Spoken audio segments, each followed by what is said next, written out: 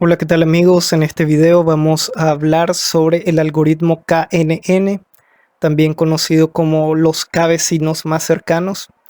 Para ello vamos a utilizar el lenguaje de programación Python y vamos a empezar hablando sobre las generalidades y los aspectos fundamentales de este algoritmo de, de Machine Learning para aprendizaje supervisado. Así que comencemos.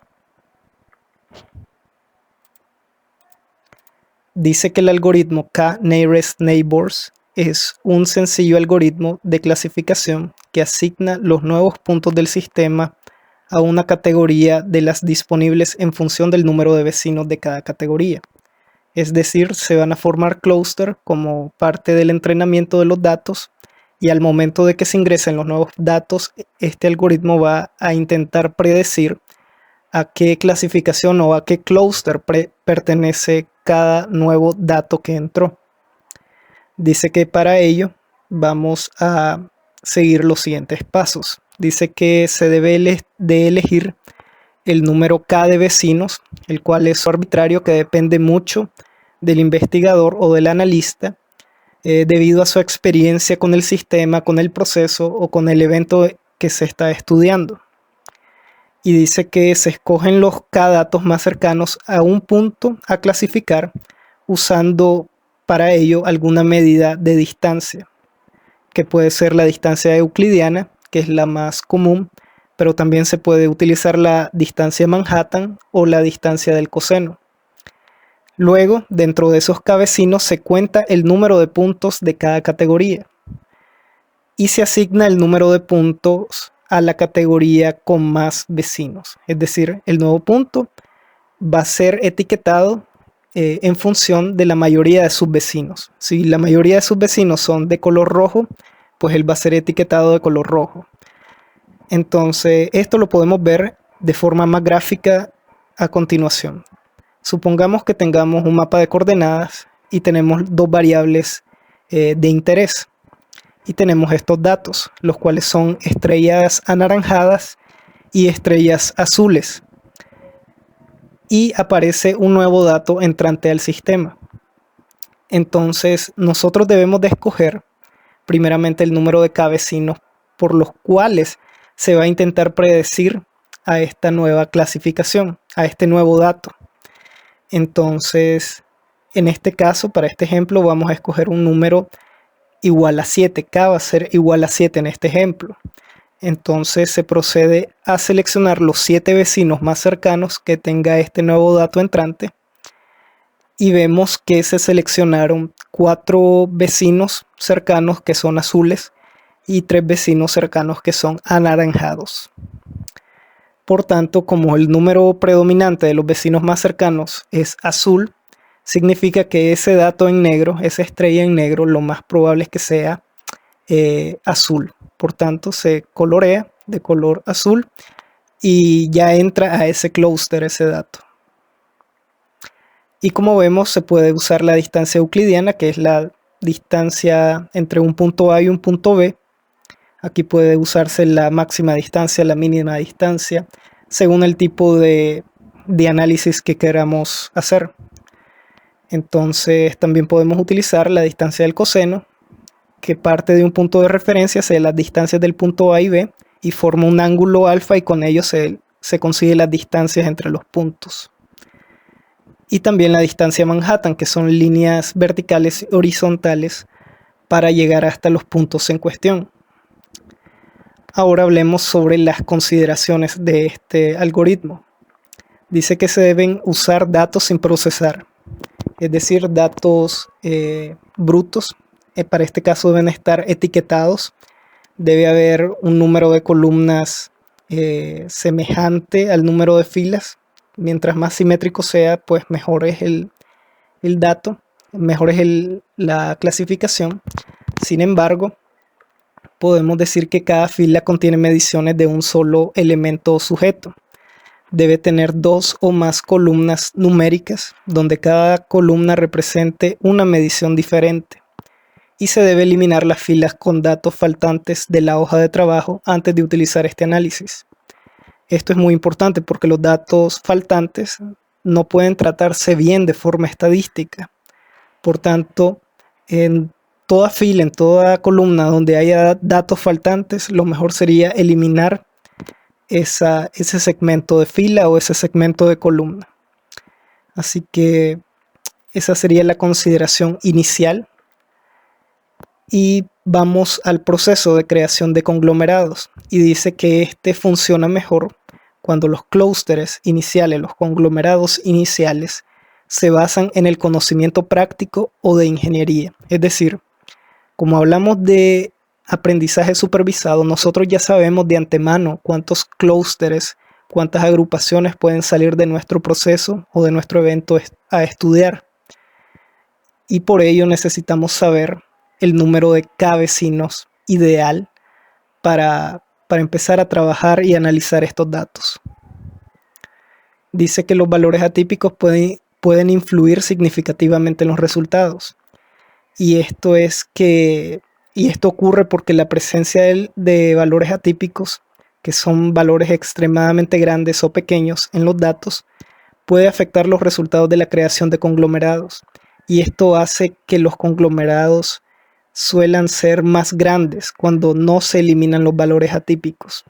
Y por tanto las soluciones no son muy lógicas, porque al existir valores muy grandes o muy pequeños, el tamaño del clúster o el radio del clúster aumenta, lo cual no hace práctica la predicción de las categorías al momento de ingresar nuevos datos. Y bien, ahora vamos con los resultados clave. Dentro de los resultados claves debemos de examinar las agrupaciones finales, es decir, una vez que se nos presenta el gráfico de los clústeres, y debemos de examinar las agrupaciones para ver si los conglomerados de la partición final tienen sentido intuitivo, con base en la partición inicial que se especificó. Para ello vamos a verificar que el número de observaciones en cada conglomerado satisfaga los objetivos de agrupación. Si un conglomerado tiene muy pocas o demasiadas observaciones, se debería volver a ejecutar el análisis utilizando otra partición inicial.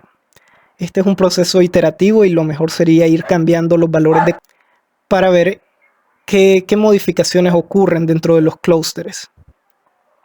Y esto sería lo más ideal, porque lo que se busca es que los datos estén muy cohesionados entre los clústeres, que sean clústeres bien cohesionados y que cada clúster esté muy alejado del otro. Eso es lo que se busca. Por tanto, buscar el número ideal de K se hace una obligación del analista. Después vamos a evaluar la variabilidad de cada conglomerado, que es lo que decimos, la cohesión.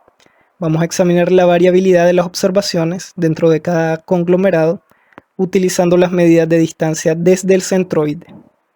Es decir, el centroide es el centro del clúster que el algoritmo definió como el centro de acción de todos esos datos. Los conglomerados con valores más altos muestran una mayor variabilidad de las observaciones dentro de cada conglomerado. Y si la diferencia de la variabilidad entre los conglomerados es demasiado alta, se debería volver a ejecutar el análisis usando otra partición inicial, es decir, cambiando el valor de K de forma iterativa, hasta que se encuentre un análisis que sea intuitivo, que tenga lógica, que tenga sentido con el contexto de los datos. Y bien, esto sería todo lo que hay que saber por el momento de este algoritmo. Pero vamos a resolver un ejercicio de aplicación utilizando el software Anaconda y Jupyter Lab. Así que empecemos. En cuanto al ejercicio de aplicación, vamos a utilizar el conjunto de datos de flor de iris, que es parte de las bibliotecas de práctica de Python que podemos buscar en línea. Sin embargo, acá tenemos la descripción de ese conjunto de datos y vamos a investigar. Dice que el conjunto de datos de flor de iris o el conjunto de datos de iris de Fisher es un conjunto de datos multivariados introducido por el estadístico y biólogo británico Ronald Fisher. En su artículo de 1936, el uso de mediciones múltiples en problemas taxonómicos, como ejemplo en el análisis discriminante lineal, a veces se denomina conjunto de datos de Iris de Anderson también, porque recopiló datos para cuantificar la variación morfológica de las flores de iris de 13 especies relacionadas. 2 de las 3 especies fueron recolectadas en la península de Gaspé, todas del mismo pasto y recogidas el mismo día y medidas al mismo tiempo por la misma persona con el mismo aparato. El conjunto de datos consta de 50 muestras de cada una de las 3 especies de iris: iris setosa, iris virgínica e iris versicolor. Acá podemos ver la setosa, la virgínica, y aquí está la versicolor. De cada muestra se midieron 4 características: el largo y el ancho de los sépalos y pétalos. Aquí están las 4 características que tiene nuestro dataset, y todo esto está en centímetros, dice. Basado en la combinación de estas 4 características, Fisher desarrolló un modelo discriminante lineal para distinguir las especies entre sí. El artículo de Fisher se publicó en Annals of Eugenics e incluyó una discusión sobre las aplicaciones de las técnicas contenidas en el campo de la tecnología. Esta historia ha llevado a algunos a sugerir que se suspende el uso de conjuntos de datos iris para la enseñanza de técnicas estadísticas en la actualidad y se reemplace con alternativas menos controvertidas. Bien, esto es parte de lo que es el conjunto de datos con los que vamos a trabajar. Y vamos a aplicar estos mismos datos que están aquí. Esta es la descripción para que vayamos conociendo de qué va a tratar nuestro ejercicio. Lo vamos a hacer en Python, en Anaconda y JupyterLab. Así que continuamos. Bien, ya que estamos en JupyterLab, lo primero que vamos a hacer es conectar a nuestro directorio, donde está ubicado nuestro dataset de iris. Así que lo primero que vamos a escribir va a ser import os, y vamos a escribir os.chdir y vamos a copiar nuestra ruta de acceso a los datos. Yo siempre la tengo lista, copiada, entonces solo le doy control B y me aseguro que mantenga un formato que sea legible para Python. Voy a conseguir los símbolos de las comillas simples, le doy cerrar paréntesis y termino de cerrar las comillas. También me aseguro de que al inicio, después de los 2 puntos de la C, haya una doble plaqueta, que es la que acabo de poner. Y para asegurarme de que lo leyó bien, voy a escribir os.getCwd y le voy a cerrar paréntesis y me voy a asegurar de que fue una lectura correcta la que hizo Python, y vemos que sí. Ahora vamos a importar las librerías, como siempre. Vamos a empezar primero con pandas, así que vamos a escribir import pandas as pd. También import numpy o numpy as np. También import matplotlib.pyplot as plt.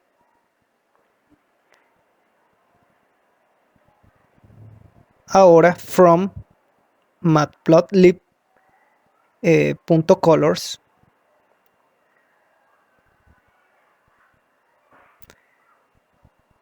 vamos a importar listed color map.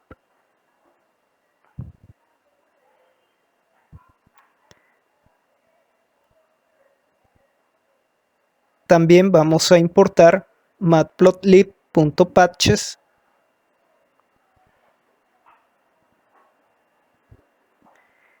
como mpatches. También por último vamos a importar seaborn y lo llamaremos sv.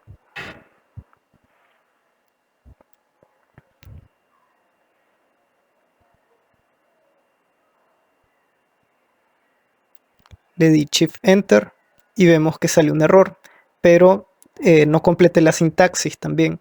Así que voy a corregir ese error, voy a revisar ese código y voy a completarlo. Así que voy a poner porcentaje matplotlib y esto inline. Voy a escribir bien matplotlib inline y voy a escribir plt.rc params entre corchetes y con comillas simples voy a escribir figure.fixSize, esto entre comillas simples, recordemos, y cerramos el corchete. Y esto va a ser igual a las dimensiones de nuestras imágenes, que va a ser 16,9. Bien, continúo ahora con plt.style.use, el cual entre comillas va a estar ggplot, entre comillas simples.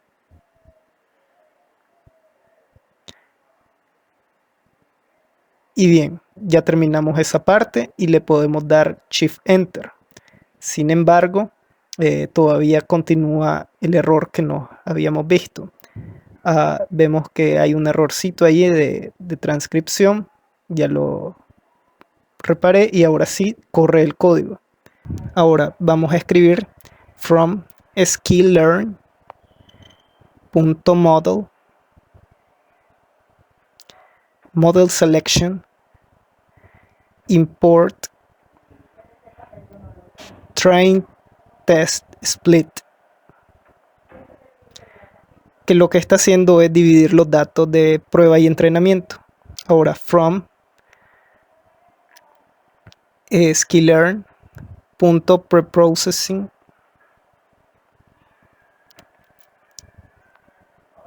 vamos a importar la escala en donde se llama min max scala.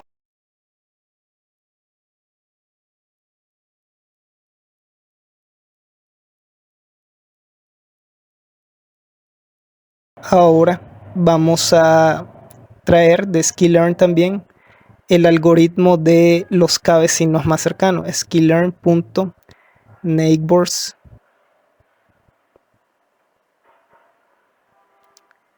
import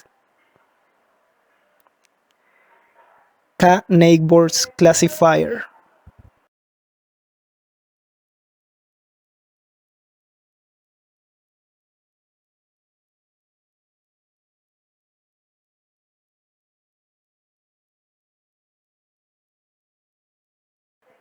También vamos a escribir from sklearn metrics, sklearn.metrics. Vamos a importar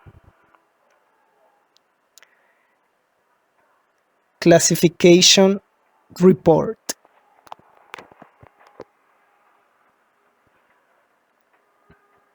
También sklearn metrics. Vamos a importar la matriz de confusión. Escribimos confusion matrix y le damos Shift Enter.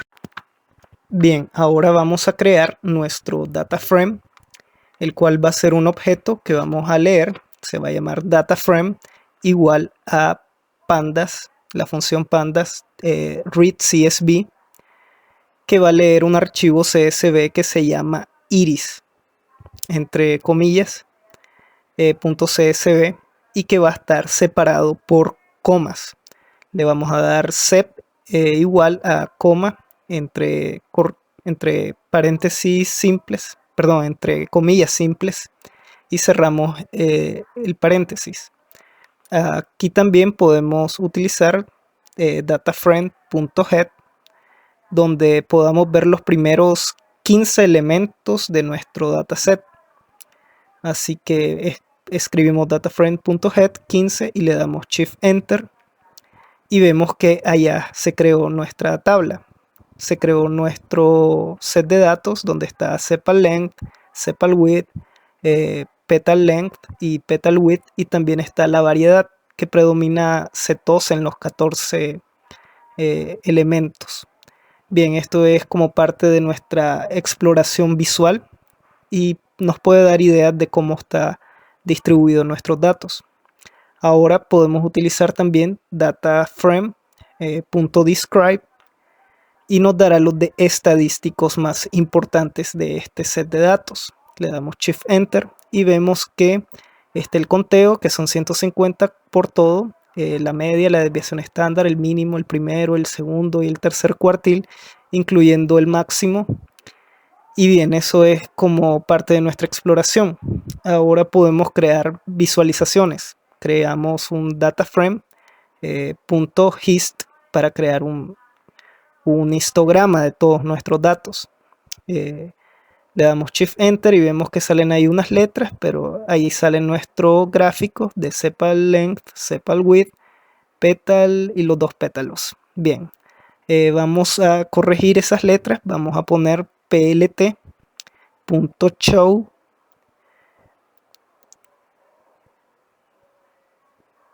y ya debería estar corregido nuestro gráfico. Le damos Shift Enter y vemos que ya se compuso todo nuestro gráfico, solo nos aparecen las 4 gráficas de las 4 variables, las cuales las primeras 2 están bien hechas, las segundas 2 están con distribuciones bastante desalineadas o deformes. No es el caso de las primeras 2 de sepal length y sepal width, que siguen una distribución normal aparente, a diferencia de las otras que no siguen una distribución normal.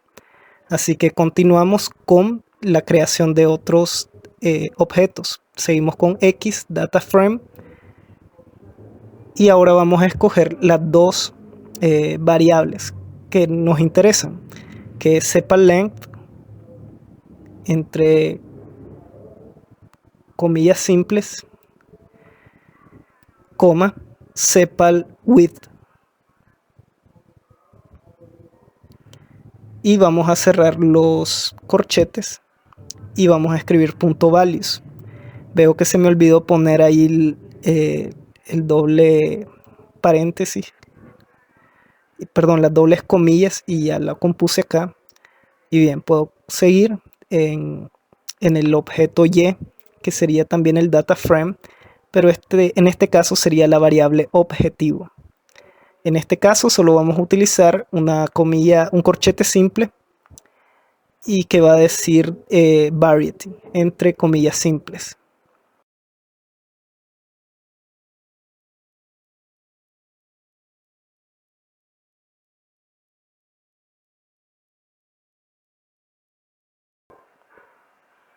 Bien, vamos a escribir de un solo lo xtrain y xtest.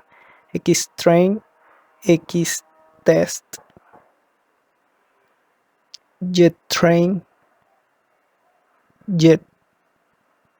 getTest, que va a ser igual este objeto a trainTestSplit, que nos va a reorganizar los datos de una forma aleatoria para que no haya ningún sesgo. Entonces le damos X, y random state, indicando la naturaleza aleatoria de 0. Cerramos paréntesis y Shift Enter.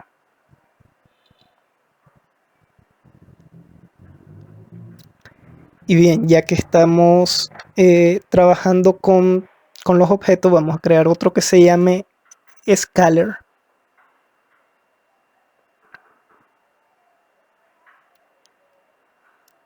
Vamos a trabajarlo aquí mismo. Scalar es un min-max scalar.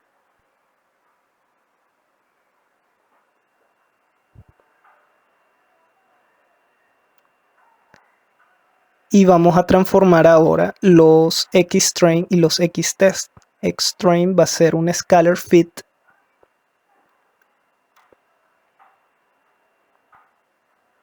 _transform del mismo objeto xtrain. Es una transformación del mismo objeto que nos va a escalar estos datos. También vamos a xtest que va a ser también un scalar.transform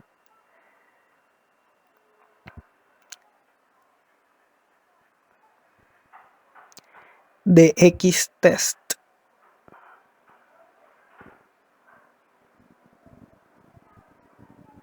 Y bien, le damos Shift Enter.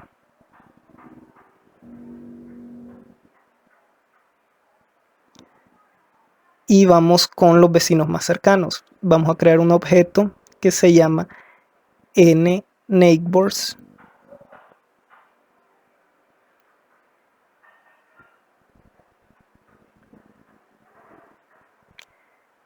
Que en este caso, según la literatura, va a ser de 15. Vamos a ser fieles a eso. Y vamos a crear otro objeto que dice KNN, que va a ser el algoritmo de clasificación, K-Neighbors Classifier, que va a tener entre paréntesis el número de vecinos más cercanos que acabamos de crear, que es entre paréntesis n-neighbors, que es el objeto de arriba. Entonces decimos que ese nuevo objeto de KNN se va a ajustar con los datos de xtrain y ytrain, que son los datos de entrenamiento. Y las salidas de esto van a ser por parte de print, el cual nos va a dar el accuracy, los aciertos de KNN classifier on training.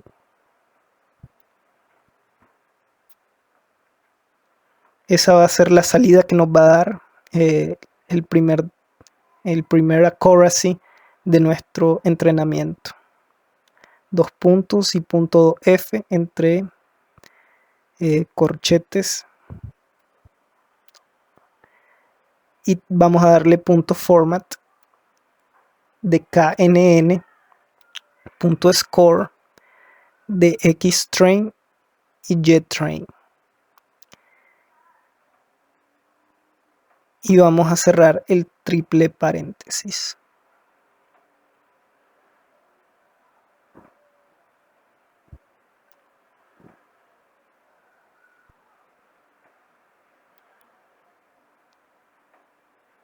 También vamos a printear el accuracy de la clasificación del test.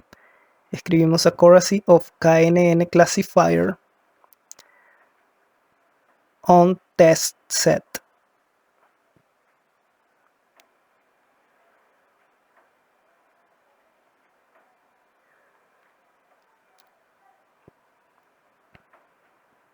Escribimos el 2F entre esos paréntesis y le damos punto format de KNN score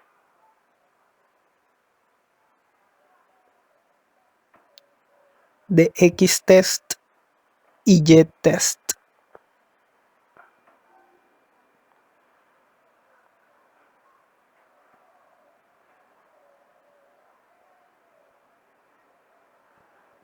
Y bien, le damos Shift Enter y vemos que ya nos da los accuracy del entrenamiento y del test. Vemos que es .83 y .74, los cuales son valores bastante buenos para poder predecir.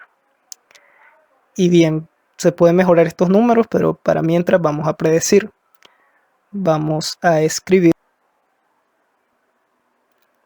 vamos a predecir pred igual a knn.predict de xtest.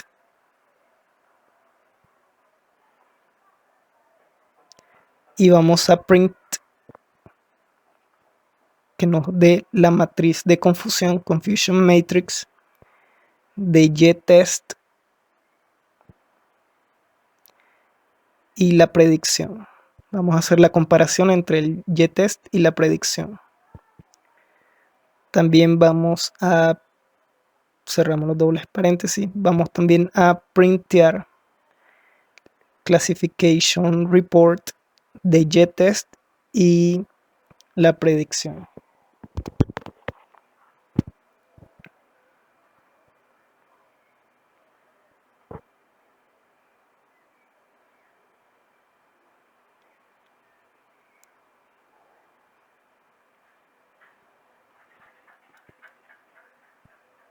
Y bien, esos son los valores que nos da la matriz de confusión para la acetosa, versicolor y virgínica, todos los aciertos.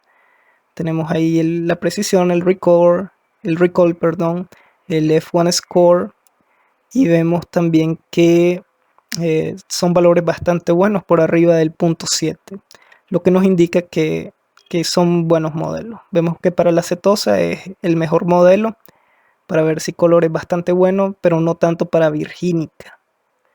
Entonces tal vez ese es el punto débil de los datos, pero el modelo hasta el momento funciona bastante bien.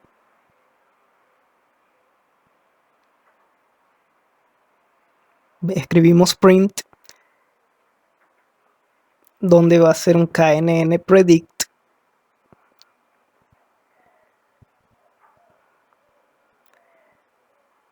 de 4, que sería el sepal length, y 1.0 de sepal width.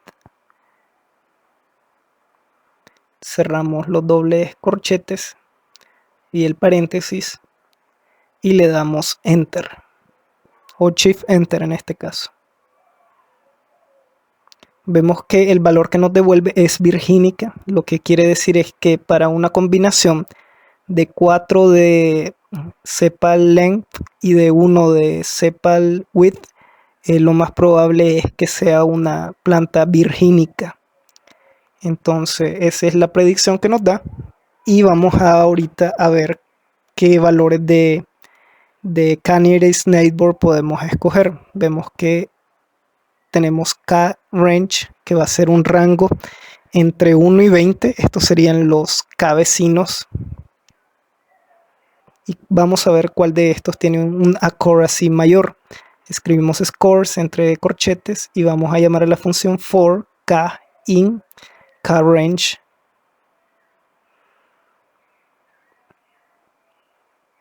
donde KNN va a ser, que es la función, es K-Neighbors Classifier,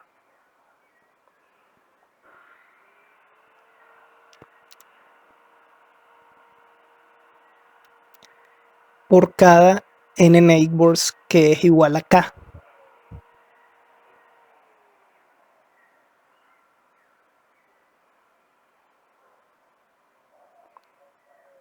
Y dice que estos KNN se van a ajustar a los datos de entrenamiento X-Train y Jet-Train. Y los puntajes scores serán un append, punto append de KNN, punto score de X-Test y Y-Test.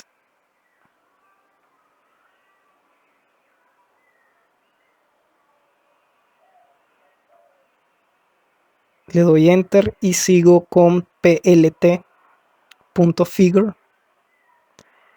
el cual, entre paréntesis,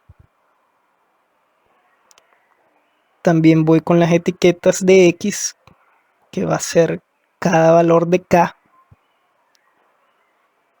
entre comillas simples.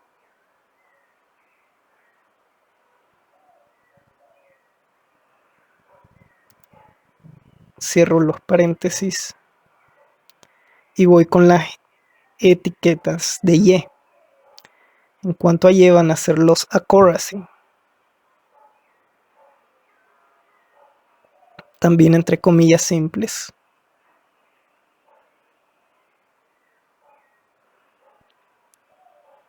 También continúo con el plt.scatter, el cual va a ser una versión de los K-range por los score. Es como un diagrama de dispersión. Y por último, vamos con la parte de plt.xtix.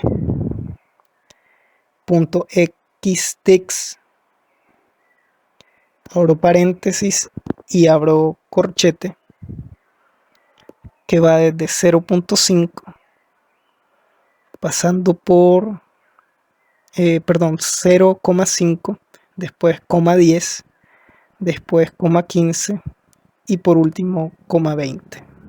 cierro los corchetes y le cierro el paréntesis. Y ya puedo darle Shift Enter. Vemos que hay un error y dice que no existe el neighbors de KNN.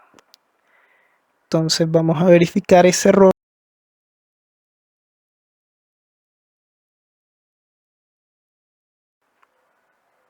Bien, vemos que ese error es parte de que no le puse la H ahí en neighbors, se me fue ese dato, y también que no puse bien alineado los PLT de figure hasta xtics.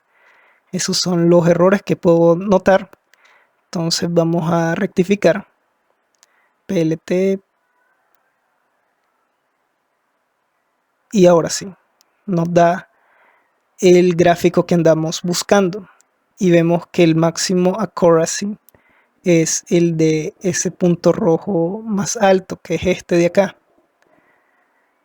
que se encuentra en 1, 2, 3, 4. Quiere decir que para cada nearest neighbor un valor de 4 vecinos es el que tiene mejor accuracy. Vamos a ver, vamos a cambiar el 15 por 4 y vemos que tenemos el training test en .83 y el test en .74.